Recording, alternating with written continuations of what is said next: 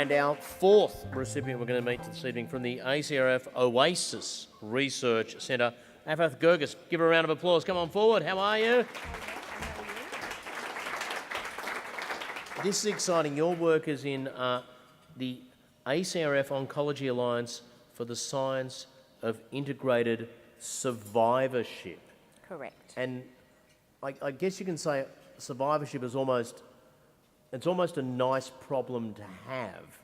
Absolutely. In this field. Why are we lucky enough to be looking at survivorship? And give us some numbers that makes us realise why survivorship is now such a big issue.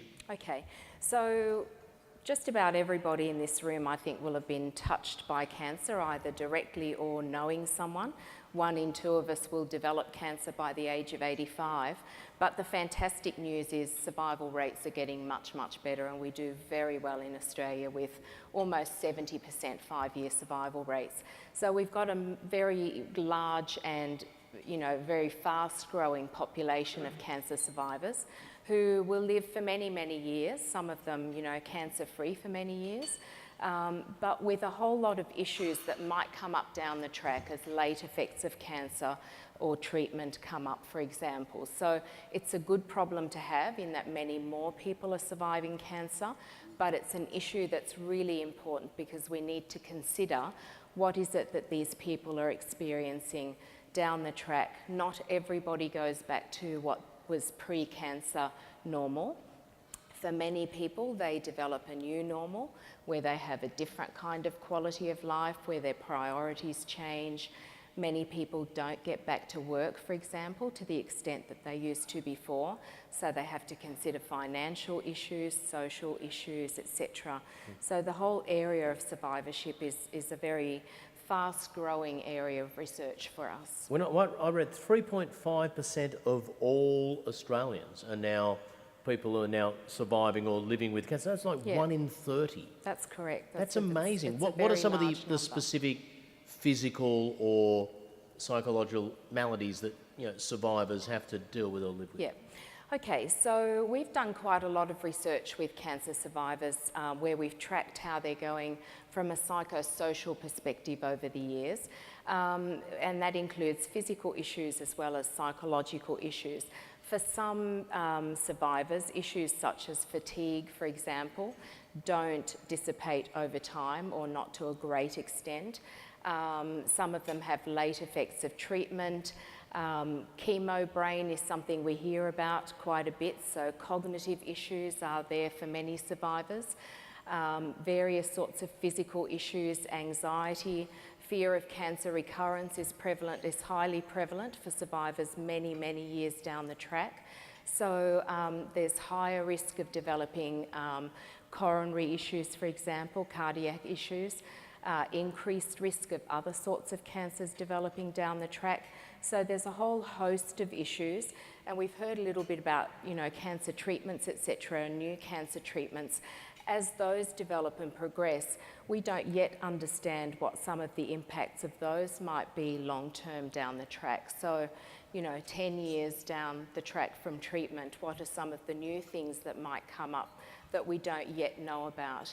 Our Oasis Centre will allow us to document those sorts of issues, but also be able to potentially predict who might do worse or better with some respects, and then develop interventions which we can then test and evaluate and make sure that we're actually giving evidence-based interventions to help people with those issues down the track. It's going to be a multidisciplinary effort. Yes. Explain the sort of people or organisations that are going to make up Oasis. Okay, so that's one of the most exciting things, I guess. If you look at our team of investigators, we've got a very multidisciplinary group. So my background's in psychology.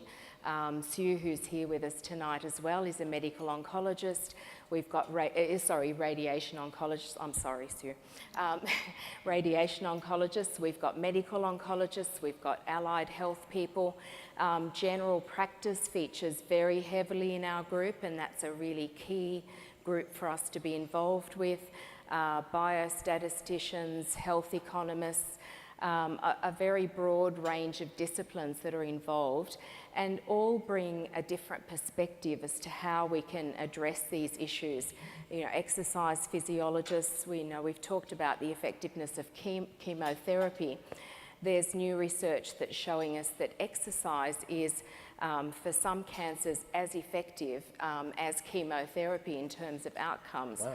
That's a phenomenal finding, and you know, how do we encourage all cancer survivors to engage in exercise even while they're undergoing treatment? That's one of the really big challenges. The evidence is there, but we need the research to better understand how we can engage people right from the beginning and be able to evaluate the impact of that.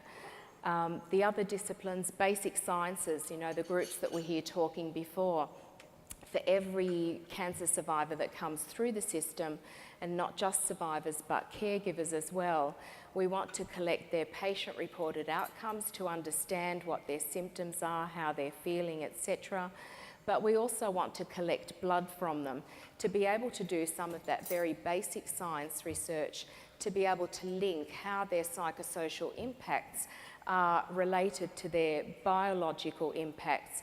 Can we, from a blood test, be able to predict how well someone's going to do down the track, as an example? UNSW is on board, 250 plus Yep. researchers, Western Sydney University, and you're based in the glorious Liverpool in the southwestern Sydney local health district. Yay for Liverpool. What's the relevance? What's the strength of being based there?